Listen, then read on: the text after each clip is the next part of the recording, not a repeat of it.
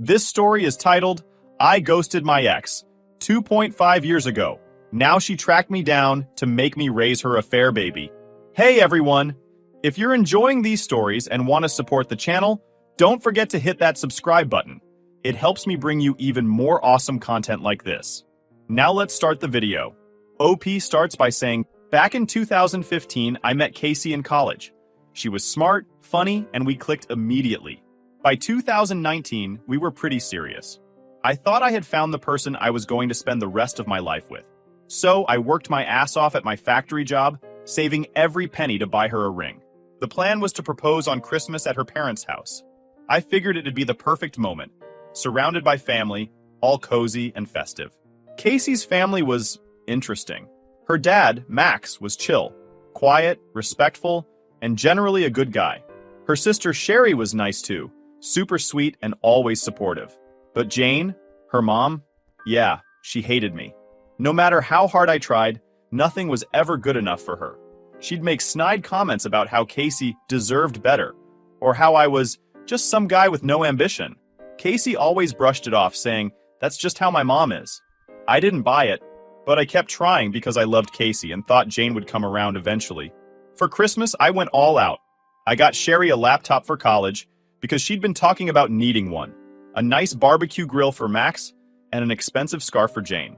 Honestly, the scarf was a stretch for my budget, but I figured it might soften her attitude toward me. Casey was supposed to meet us there after her shift at the hospital, so I decided to go ahead and hand out the gifts. Sherry cried when she saw the laptop. She hugged me, saying it was the nicest thing anyone had ever done for her. Max looked genuinely happy with the grill, and even Jane managed a forced thank you for the scarf. For a moment, I thought maybe things were finally looking up, but Sherry started acting weird. She kept glancing at me, her eyes darting to Max and back like she was trying to decide whether to say something. Eventually, she pulled me aside into her room. Max followed, looking confused. Sherry was already tearing up as she said, I'm so sorry. I didn't want to ruin this, but I can't keep it in anymore. I had no idea what she was talking about until she handed me a pregnancy test. I just stared at it, completely frozen. It felt like my brain short-circuited. It's Casey's, she said. I found it last month. Then she dropped the bomb. Casey had been cheating on me since early in the year, and the guy was someone Jane had introduced her to. Sherry said Casey begged her to keep it a secret because she was figuring things out. I couldn't even speak. My chest felt tight, my hands were shaking, and my vision blurred. Max put a hand on my shoulder and said, Son, I'm sorry. I understand if you need to leave. That snapped me out of it. I nodded, thanked Sherry for telling me, and shook Max's hand. As I walked out of the room, I glanced at Jane. She was sitting on the couch, sipping wine, completely unfazed. I didn't say anything to her. I didn't trust myself not to explode. The drive home was a blur. By the time I got back to my apartment, I was shaking with a mix of rage and heartbreak. I called my family and told them everything. My mom was furious, saying, You're better off without her. My sisters were ready to fight Casey, but I told them to let it go. All I wanted was to move on. That night, around 11 p.m., Casey started blowing up my phone. She kept texting, saying things like, I can explain, and please just let me talk to you. I didn't answer. The next morning, I changed my number, deleted my social media, and started erasing her from my life. It hurt like hell, but I knew one thing for sure. I deserved better. After Christmas, I felt like I was in survival mode. Cutting Casey off wasn't just about avoiding her calls and texts. It was about protecting myself from everything she represented. I wasn't just heartbroken. I was humiliated, angry, and stuck replaying every moment of our relationship, trying to figure out how I missed the signs. She tried everything to get in touch. She called from blocked numbers, sent emails, and even tried reaching out to my family. Every message was the same. It's not what it looks like, or you're misunderstanding everything. I didn't bother responding. What was there to misunderstand? She cheated, got pregnant, and lied about it. End of story. I spent a lot of time with my family in those first few weeks. My mom, being the nurturing force she is, made sure I was eating and sleeping. My sisters were more direct, saying things like, Dude, she's trash, and she doesn't deserve a second of your time. They were blunt, but honestly, it helped. They reminded me that I wasn't the problem. She was. To keep myself busy, I dove into work. I started picking up extra shifts at the factory, not just to distract myself, but to build up my savings again. The money I'd spent on the ring? Gone. But that didn't sting as much as losing the life I thought I was building with Casey. I realized I needed to refocus on myself, so I started doing things I hadn't done in a while. I joined a local basketball league, reconnected with friends, and even tried learning how to cook. Spoiler, I'm still terrible at it, but it's fun. Slowly but surely, I felt like I was starting to heal. Then, in mid-2020, I got some news I wasn't expecting. A mutual friend texted me out of the blue saying, "Hey, did you hear about Casey?" I debated ignoring it, but curiosity got the better of me. The friend told me that Casey's affair partner had ghosted her after finding out he was the father of her baby. Apparently, he wanted nothing to do with her or the kid. Casey was now a single mom, trying to figure things out on her own. My reaction? Honestly, I didn't feel much. A tiny part of me felt satisfied, like, that's what you get. But mostly, I just felt indifferent. Her drama wasn't my problem anymore, and I was relieved to be out of the mess. A couple of months later, Casey somehow got my new number. She called me, begging to talk. I don't know why I answered, but I regretted it immediately. She launched into this whole apology, saying she'd made a mistake and wanted to explain. I let her ramble for a bit before cutting her off. "Casey," I said, "I don't care anymore. Whatever you have to say, it won't change anything. We're done." That's when she switched tactics. She started guilt-tripping me, saying I owed her this, and that I was being unfair by refusing to hear her out. I told her flat out, "I don't owe you anything. You made your choices. Now live with them." Then I hung up. Not long after, Jane decided to get involved. She sent me a string of texts calling me a coward and saying I was running away from my responsibilities. I couldn't believe the audacity. Responsibilities? I wasn't the one who cheated. I wasn't the one who got someone else pregnant. I blocked her number too. For a while, it felt like they were everywhere, trying to drag me back into their chaos. But every time they reached out, it only solidified my decision to cut them off. I didn't want or need their explanations. I didn't want closure. I just wanted to move on. And eventually, I did. The calls stopped. The texts stopped. My days started feeling lighter. For the first time in months, I felt like I was in control of my life again. Mother's Day rolled around, and I was looking forward to spending it with my mom and one of my sisters, Raven. My mom has always been the heart of our family, and after everything that happened, I wanted to make the day special for her. We decided to grab lunch at Red Lobster, because seafood is her favorite. It was supposed to be a calm, drama-free day. Spoiler alert, it wasn't. We were finishing up and about to leave when I saw them, Jane and Sherry. Of all people in all places, they had to show up there. My stomach dropped. Sherry looked like she wanted to sink into the floor when she saw me, but Jane, she locked eyes with me and immediately had her usual look of disdain. I could feel Raven tensing up beside me. She's always been protective of me, and I knew she was ready to go off. Jane's expression changed the moment she noticed Raven. She looked confused, almost shocked, like she was piecing something together. I realized she must have finally figured out that Raven was my sister, the same other woman she had accused me of cheating with. The audacity of it all made me want to laugh. Raven muttered under her breath, "Do you want me to handle her?" I shook my head. The last thing I wanted was a public scene. My mom gave Jane a cold, hard look before nudging me forward. "Let's just go," she said. But then Sherry stepped forward, practically begging, "Please, can we talk? Just for a minute. Alone." Raven wasn't having it. "Why would he want to talk to you?" she snapped. Sherry looked genuinely upset, and my mom stepped in, suggesting that I hear her out, away from Jane. I agreed, more out of curiosity than anything else. Sherry pulled me aside, far enough away that Jane couldn't hear us. She immediately apologized for everything that happened. "I'm so sorry for how things turned out," she said. "I miss having you around.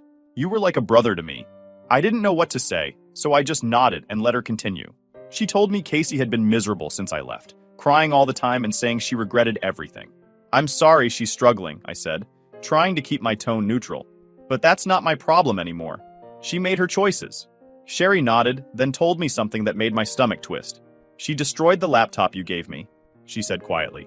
"It happened right after you left. She was mad at me for telling you the truth. That hurt. I'd given her that laptop out of genuine care, and Casey ruined it out of spite. Before I left, I asked Sherry a question that had been bothering me since Christmas. Why does your mom hate me so much? What did I ever do to her?"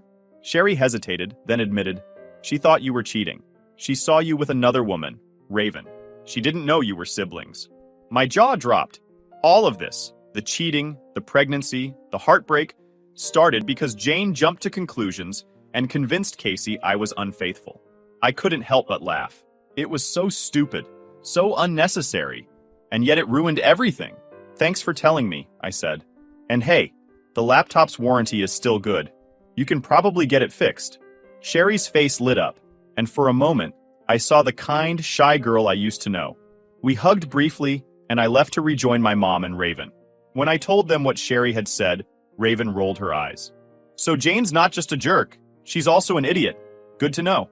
My mom sighed and said, Michael, you're better off without those people in your life. She was right.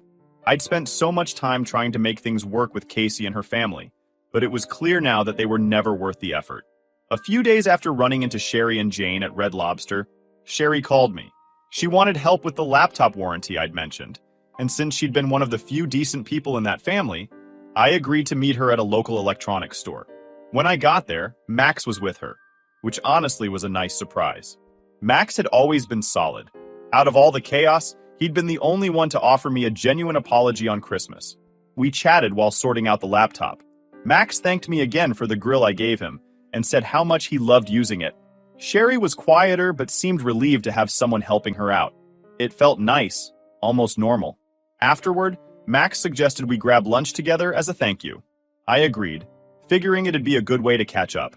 We went to a small restaurant nearby, and for the first time in ages, I wasn't thinking about Casey or the drama. Max talked about his plans to redo their backyard, and Sherry mentioned how school was going, though she was clearly still dealing with tension at home. It was a surprisingly good time.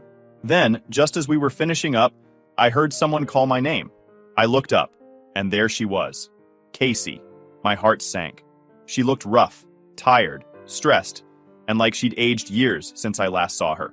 Part of me felt sorry for her, but the other part was just annoyed that she'd showed up and ruined what had been a peaceful afternoon. Hi, she said, her voice barely above a whisper. She glanced at Max and Sherry, then back at me. Can we talk? I stayed seated and crossed my arms. What do you want, Casey? She hesitated, then stepped closer. I just want to explain. Please, I've been trying to talk to you for months. I sighed. You've got 5 minutes. Go. She launched into an apology, saying she'd made a mistake and regretted everything. I was confused, she said. My mom convinced me you were cheating.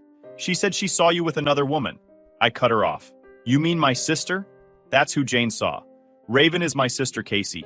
If you'd bothered to ask instead of jumping to conclusions, we wouldn't even be here right now. Casey's face fell. I didn't know, I thought. She trailed off, looking completely lost. I should have talked to you. You just cheated, I said flatly. For almost a year. Instead of trusting me, you lied, slept with someone else, and got pregnant. And you expect me to care about your excuses now? Her voice cracked as she said, I wasn't happy. I didn't know what to do. You could have talked to me, I snapped. You could have ended things if you weren't happy, but instead you went behind my back. That's on you. Max and Sherry sat there awkwardly, clearly uncomfortable with the whole situation. Casey started crying, which might have worked on me years ago, but not anymore. Please, she begged. I want to fix this. I'll do anything. I shook my head. There's nothing to fix, Casey. You destroyed everything. I've moved on, and so should you. That's when she dropped the real bomb. But my son, he needs a father. He needs stability. I blinked, stunned by the audacity. Your son is not my responsibility. That's for you and his actual father to figure out. Oh wait, he ran off, didn't he? Sounds like a pattern. Casey flinched but didn't argue. Instead, she looked at me with tear-filled eyes and said, Why are you being so mean? Mean? I repeated. Casey, I worked overtime to save for a ring because I thought we had a future together. I planned to buy a house for us, to start a family with you. And you threw it all away. You don't get to call me mean for refusing to clean up your mess? She broke down completely, sobbing into her hands. Max finally stepped in and said, Casey, I think it's time to go. You need to respect his boundaries. She turned to Sherry, desperate for backup. Sherry, you understand, don't you? You know I regret everything. Sherry hesitated, then said, Casey, you're my sister, and I love you. But you made your choices. You can't expect him to just forget everything. Casey stared at her like she'd been betrayed, then stormed out of the restaurant. I sat there, stunned and exhausted, while Max apologized again. I'm sorry she showed up, he said. You've been through enough. It's not your fault, I replied. You and Sherry have been decent through all of this. That's more than I can say for the rest of your family. After lunch, I went home and told my family what happened.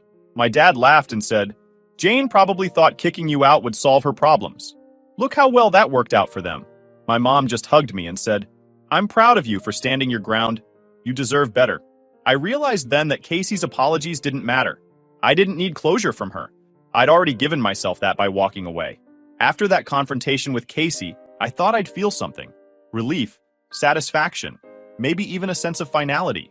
But honestly, it felt empty. Closure wasn't what I expected. It wasn't neat, and it didn't magically make everything better. Instead, it just reminded me of how much damage had been done and how pointless it all was.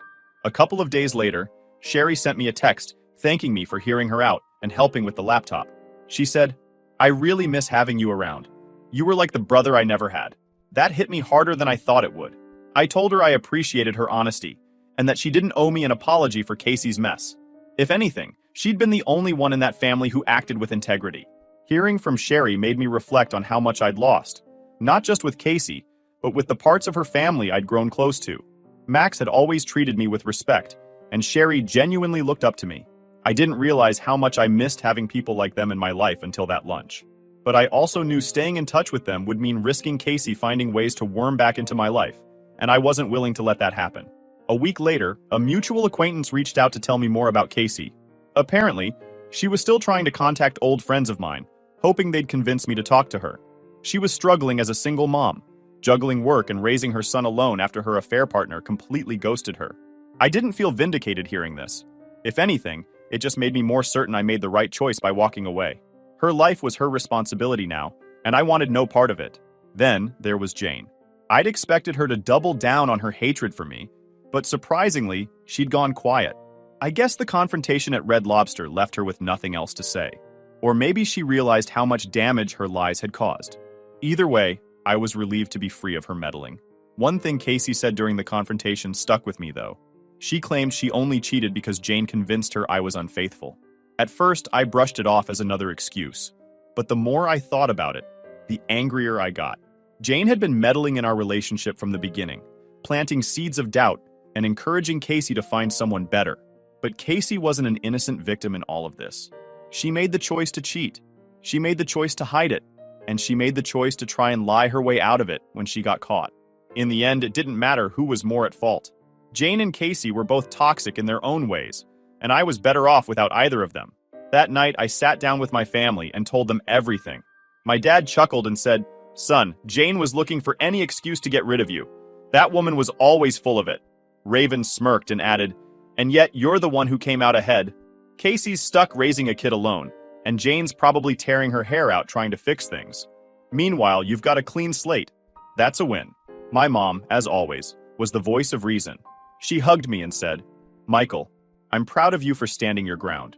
You didn't let them manipulate you, and that takes strength." Final update. I thought things were finally done with Casey and her family.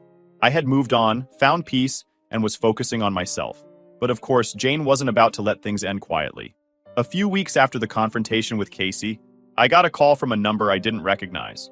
Against my better judgment, I answered, "Michael, it's Jane." Her sharp voice came through the line. I almost hung up right there, but curiosity got the better of me. What could she possibly want now? "What do you want, Jane?" I said, already annoyed. "We need to talk," she snapped, as if she was the one doing me a favor by calling. "It's about Casey and the baby." I sighed. "There's nothing to talk about. I've made my position clear. Goodbye, Jane." "Wait!" she barked before I could hang up. "I'm not asking you to get back with Casey. I just think you should take responsibility for your part in this mess." That got my attention. "My part?" I asked, incredulous. "What part is that, Jane? I wasn't the one who cheated. I wasn't the one who lied. So please enlighten me." Jane let out an exasperated sigh, as if I were the one being unreasonable. "Casey is struggling. She's a single mother because of a misunderstanding that could have been avoided if you just explained things to me from the start." I couldn't believe what I was hearing. "Are you seriously blaming me for Casey's affair? You were the one who introduced her to the guy.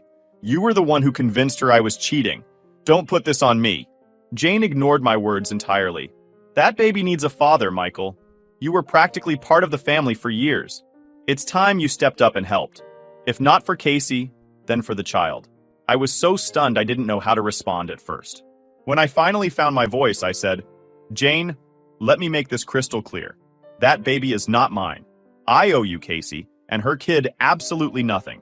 And if you call me again, I'll block you just like I did before. You selfish boy, she hissed. Do you think you'll ever find someone better than Casey? She made a mistake, but she's still the best you'll ever do. You're throwing away a good woman over something so trivial. That did it. I laughed. An actual deep belly laugh, because it was so ridiculous. Trivial? I repeated. Cheating for almost a year, lying about a pregnancy, and trying to manipulate me into staying? That's trivial to you? No wonder your family is such a mess. Before she could respond, I hung up and immediately blocked her number. I thought that would be the end of it, but Jane wasn't done. The next day, I got a call from Max. He sounded tired and stressed, which was unusual for him. Michael, I need to apologize in advance, he said. Jane's been out of control. She's planning to come to your workplace. What? I asked, completely caught off guard. Why would she do that? She says you need to face her and take responsibility, Max explained. I've tried talking her out of it, but you know how she is. I groaned, already dreading the confrontation. Sure enough, later that afternoon, Jane showed up at my job. She stormed into the office, demanding to see me. Thankfully, my manager intercepted her and asked what she wanted. I need to speak to Michael, Jane said, loud enough for everyone to hear. It's a private family matter. I was in the back, but I could hear her clear as day. My manager came to get me, looking concerned. Do you know this woman? She asked. Unfortunately, yes, I said. I'll handle it. When I walked out to meet Jane, she immediately started her tirade. You've been ignoring me, and I won't stand for it, she said, glaring at me like I was a misbehaving child. You're going to listen to what I have to say. No, I'm not, I replied. You're on private property, and you're disrupting my workplace. Leave now, or I'll have security escort you out. That only made her angrier. You can't just ignore your responsibilities, Michael. I'll tell everyone here what kind of man you really are. I crossed my arms. Go ahead. Tell them how your daughter cheated on me, lied about her pregnancy, and tried to manipulate me. See how much sympathy you get. Jane's face turned red, and for a moment, I thought she might actually explode. You're a pathetic excuse for a man, she spat. I hope you end up alone, because no decent woman will ever want you. Before I could respond, security arrived and escorted her out. My coworkers were obviously curious, but I just shrugged it off saying, crazy ex's mom. Long story. They didn't press further. Later that night, I got a text from Sherry. She apologized profusely for her mom's behavior and said Max was furious with Jane for embarrassing their family. She's out of control, Sherry wrote. Max is thinking about filing for divorce because of this. I told Sherry it wasn't her fault and that I didn't blame Max for wanting out. Jane had caused nothing but chaos, and honestly, I felt bad for him. The whole situation left me emotionally drained, but it also reinforced one thing. I made the right decision by cutting Casey and her family out of my life. They were toxic, entitled, and incapable of taking responsibility for their actions. And I wasn't about to let them drag me down with them.